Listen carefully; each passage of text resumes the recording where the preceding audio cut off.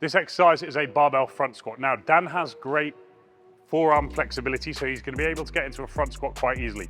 If you can't, you can use a pair of straps, which you wrap around the bar.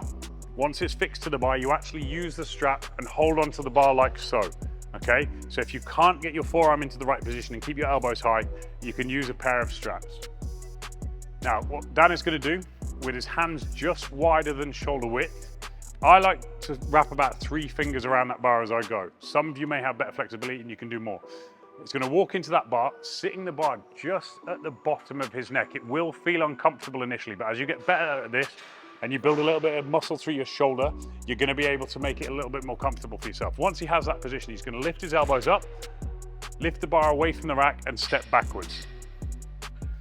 From this position, it's very, very important that we keep the elbows drawn both up and in if we can. Imagine you have a piece of string attached to your elbows, pulling you to the ceiling. From there, feet shoulder width apart, toes turned out. He's going to push his knees apart throughout the entire movement, trying to split the floor.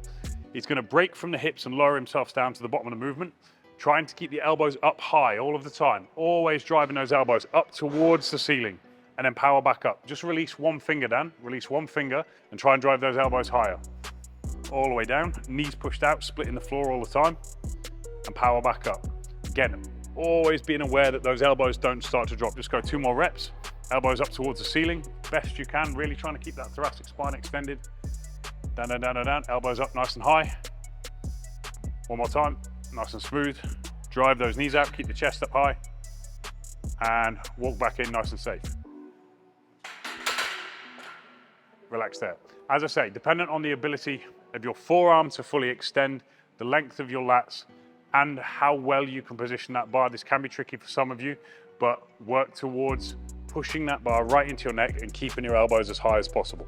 That is the barbell front squat.